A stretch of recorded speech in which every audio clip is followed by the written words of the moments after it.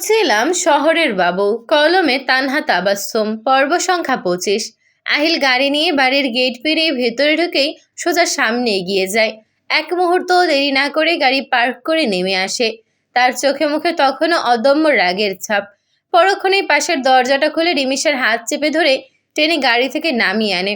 কোনো কথা নেই, কোনো ব্যাখ্যা নেই, শুধু শক্ত করে ধরে এক হাত আর দ্রুত পায়ে বাড়ির ভেতরের দিকে এগিয়ে যাওয়া। গাড়ির দরজাটা সজোরে বন্ধ হওয়ার শব্দে রিমিশার বুক কেঁপে ওঠে। আহিলের আচরণে তার ভয় এমন পর্যায়ে পৌঁছায় যে গলার ভেতর কথা আটকে যায়। সে বুঝতে পারছে না আহিল তাকে কোথায় নিয়ে যাচ্ছে, কিংবা তার সঙ্গে কি করতে চায়। রুমে ঢুকেই আহিল প্রায় ছুঁড়ে ফেলে দেয় রিমিশাকে বিছানার ওপর। রাগে লাল হয়ে ওঠা চোখে তাকিয়ে তার গলা চেপে ধরে গর্জে ওঠে, তোমার সাহস কি করে হয় ওই ছেলের সঙ্গে কথা বলার? আমি কি তোমাকে বলিনি কোনো ছেলের সঙ্গে কথা বলবে না?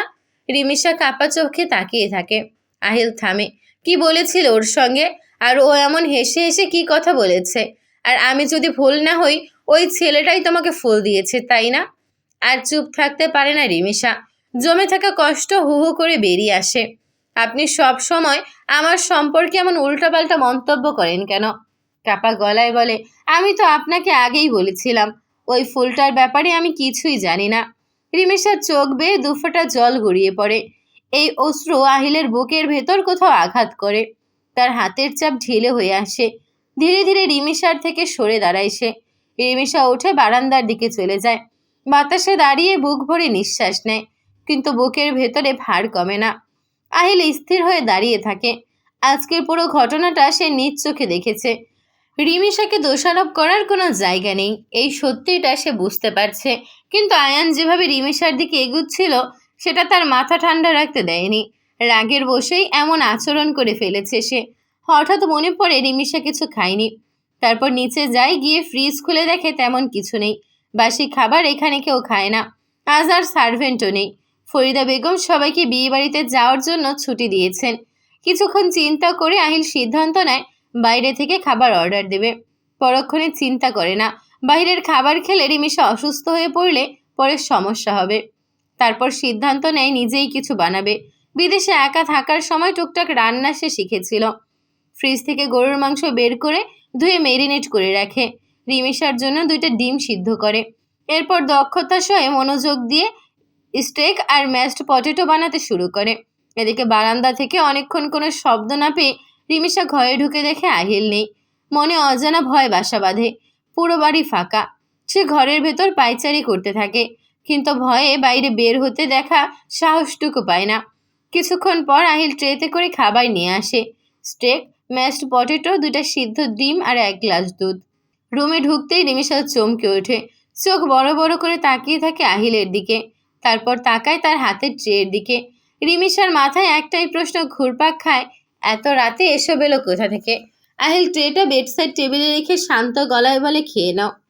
রিমিশার মনে পড়ে যায় একটু আগের অপমানের কথা। মুখ ফিরিয়ে নেয়। আমি কিছু খাবো না। আহিল নরম গলায় আবার বলে, খেয়ে নাও, না হলে আমি খাইয়ে দেব। এই কথায় রিমিশার রাগ চরমে ওঠে। সে ডিভানে গিয়ে শুয়ে পড়ে। আহিল মুচকি এসে বলে, বুঝেছি, আমার হাতে খেতে ইচ্ছে করছে, আগে বললেই তো হতো, আমি খাইয়ে দিতাম। রিমিশা অবাক হয়ে তাকায়। সে তো খাবে না বলেই শুয়েছে। আহিল ট্রেটা নিয়ে এসে হাঁটু গেড়ে রিমিশার সামনে বসে। ধীরে ধীরে স্টেক কেটে তার মুখের কাছে ধরে। এই আচরণে রিমিশা হতবাক। কিছু বলার আগেই আহিল এক টুকরো খাইয়ে দেয়। খেতে খেতে রিমিশার হঠাৎ মনে পড়ে আহিল নিজেও কিছু খায়নি। সে খাবার তুলে আহিলের মুখের সামনে ধরে। আহিল কোনো কথা না বলে খেয়ে নেয়। শেষমেশ রিমিশা জিজ্ঞেস করে, এত রাতে এসব খাবার পেলেন কোথায়? আহিল হেসে বলে, আমি রান্না করতে পারি। রিমিশা অবাক, আপনি রান্না করেন? আহিল গম্ভীর হয়ে বলে, ওটা তোমার জানার দরকার নেই, চুপচাপ খাও। এই কথায় রিমিশার মনটা খারাপ হয়ে যায়। খাওয়া শেষ করে সে ডিভানে ঘুমিয়ে পড়ে। আহিল ট্রে সরিয়ে নিয়ে কিচেনে রেখে আসে। এরপর এসে বারান্দায় বসে।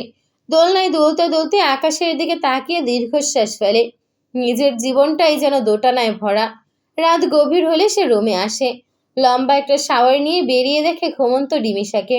ঘুমের মধ্যে তার মুখটা আরও মায়াবী লাগে। আহিল ধীরে ধীরে পাশে বসে আলতো করে মুখের উপর আসা চুলগুলো সরিয়ে দেয়। ফিসফিস করে বলে, আদরিনী, আমি জানি আমি তোমাকে ঠকাচ্ছি, কষ্ট দিচ্ছি, কিন্তু বিশ্বাস করো, ইচ্ছে করে করছি না। আমি নিজেই বুঝতে পারছি না কি করব। আহিল অজান্তেই রিমিশার কপালে একটা চুমু খায়, তারপর ধীরে ধীরে মাথায় হাত বুলিয়ে দিতে থাকে। হঠাৎ হুঁশ ফিরে আসে, ছিটকে সরে যায়। সরি, নিজেকে অপরাধী মনে হয় তার। কি হয়েছে তার এতক্ষণ, কি করছিল সে, কিছুই বুঝতে পারে না। তারপর কি বিছানায় শুয়ে পড়ে। পুরো রাত এপাশ ওপাশ করে কিছুতে ঘুম আসে না আহিলের। চারদিকে ফজরের আজানে উঠে নামাজ পড়ে, আবার শুয়ে একটু ঘুমায়। সকাল 9টায় উঠে দেখে রিমিশা এখনো ঘুমাচ্ছে। অফিসে জরুরি মিটিং থাকায় তৈরি হয়ে নিচে নামে আহিল। খাবার টেবিলে ফরিদা বেগম প্রশ্ন করেন, রিমিশা এখনো ওঠেনি কেন? আর তুমি কাল ওকে এভাবে নিয়ে এলে কেন? আহিল বিরক্ত গলায় বলে, আমি জানি না ও এখনো ওঠেনি কেন। আর আমি আমার বউকে যেখানে ইচ্ছে নিয়ে যাব, কারো জবাবদিহি করতে হবে না। এই কথার আড়ালে তার রাগটা ফরিদা বেগমের প্রতি। তখন যদি এভাবে বিয়েটা না দিত তাহলে আজ আমার দোটনায় ভুগতে হতো না। ফরিদা বেগম আর বসে থাকতে পারে না। রুমে গিয়ে দেখে রিমিশা ফ্রেশ হয়ে আয়নার সামনে তৈরি হচ্ছে। পিছন থেকে তিনি বললেন, আরে ঠিক আছো? আজকে এতক্ষণ ঘুমিয়েছ? রিমিশা হেসে উত্তর দিল, না আম্মু, সামান্য অ্যালার্জি হয়েছে, ওষুধ খেয়েছি, তাই সকালে উঠতে দেরি হয়েছে। ফরিদা বেগম বিস্ময়ে বলেন, আগে বলনি কেন? ডাক্তারকে দেখাতাম। রিমিশা সহজভাবে জবাব দিল, প্রয়োজন নেই, সামান্য সমস্যা, ওষুধ খেয়ে ঠিক হয়ে যাবে। তারপর ফরিদা বেগম বললেন, কোথায় যাচ্ছ? কলেজে যাব আম্মু। ফরিদা বেগম বললেন, আজ তো দুপুরে বিয়েতে যেতে হবে। আমি তোমার আর রাইসার জন্য লেহেঙ্গা বানিয়েছি, আগে নাস্তা খাও, না হলে শরীর খারাপ করবে। রিমিশা সম্মতি জানিয়ে চলে গেল। দুপুর 12টা নাগাদ লেহেঙ্গা পরে হিজাব বাঁধে। ঠিক তখনই আহিল অফিস থেকে ফিরে আসে। সঙ্গে আসে কালো বোরকা, হিজাব ও নিকাব। রিমিশাকে দেখে তার মুখের রং বদলে যায়। এত মেকআপ কেন? এই লেহেঙ্গা কেন পরেছ? রিমিশা একটু কাপা গলায় বলে, আম্মু দিয়েছেন। আম্মু দিয়েছে, যাও এখন চেঞ্জ করে আসো। কোনো কথা না বলে রিমিশা লেহেঙ্গা চেঞ্জ করে শুধু 3 পিস পরে আসে।